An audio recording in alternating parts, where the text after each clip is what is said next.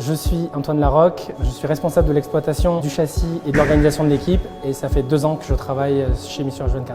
Je m'appelle Antoine, j'ai 25 ans, je travaille sur tout ce qui est électronique, sur la pile à combustible et surtout toute la logique à l'intérieur de la voiture, toute la partie informatique du véhicule.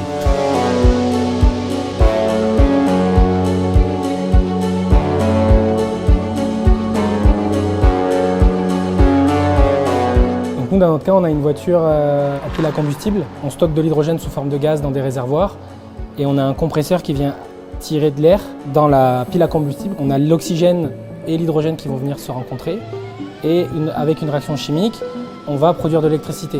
Et cette électricité, on va la récupérer pour alimenter les moteurs électriques. En plus de ça, on va produire de l'eau qu'on va rejeter et de la chaleur qu'on va devoir dissiper. C'est aussi simple que ça. Si on se base sur les voitures hydrogène qui existent déjà sur le marché, comme la Toyota Mirai, c'est la même technologie, c'est une pile à combustible aussi. Notre différence, c'est qu'on a tout poussé à l'extrême pour la course, pour en tirer le maximum de performance possible, pour aller le plus vite possible et le plus longtemps possible aussi. On a une voiture qui a besoin de rouler vite, longtemps, sur des circuits qui sont contraignants, alors que sur la route, on est plus sur des allures normales, pas vraiment contraignantes pour les systèmes. Notre but, c'est vraiment d'éprouver la technologie sur cette voiture-là pour la rendre plus fiable et plus performante.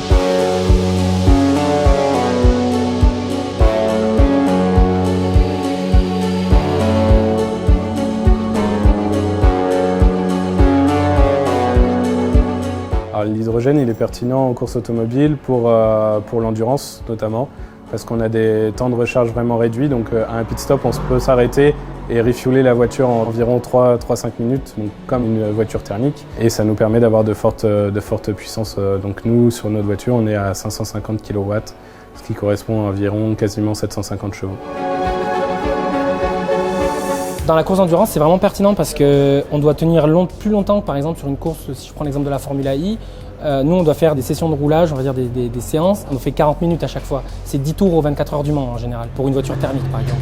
Nous, cette technologie-là, elle s'y prête vraiment parce qu'on peut faire 40 minutes avec le plein et ensuite on peut faire un rechargement comme quand vous rechargez votre voiture avec de l'essence. C'est le même geste, on prend un pistolet, ça prend 3 minutes, un peu plus de 3 minutes. Alors qu'avec une batterie, on va être obligé de la recharger, ça va prendre longtemps et on n'aura pas la même autonomie. Alors le but de Mission H24, c'est de montrer que l'hydrogène est une technologie qui peut être utilisée en course automobile et notamment en endurance. Et le but, c'est de lancer une nouvelle catégorie en endurance pour les 24 heures du Mans à l'horizon 2025-2026.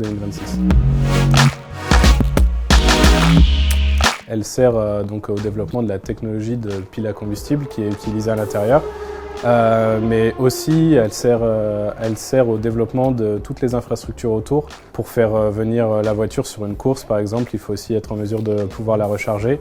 Donc pour ça, on a une station de rechargement mobile qui vient avec nous sur les circuits. Donc il y a énormément de développement côté station.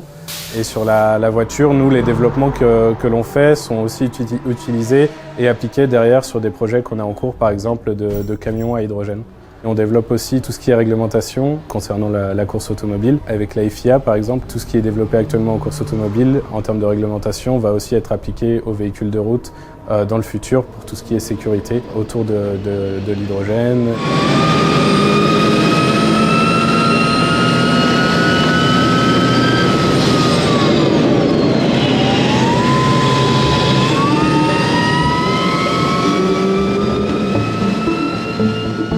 L'hydrogène s'adresse particulièrement aux mobilités lourdes, comme les véhicules commerciaux, les bateaux ou l'aviation par exemple.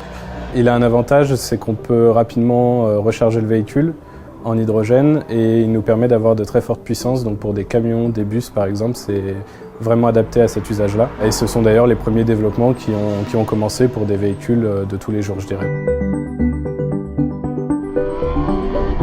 Aujourd'hui, les limites, je pense qu'il y en a beaucoup dans le quotidien parce que c'est une technologie qui est nouvelle et qu'il y a les infrastructures qui n'existent pas. C'est vraiment le temps que tout se mette en place, que dans tous les pays investissent dans des stations, qu'on réfléchisse vraiment à une solution pour recharger et produire l'hydrogène de façon verte.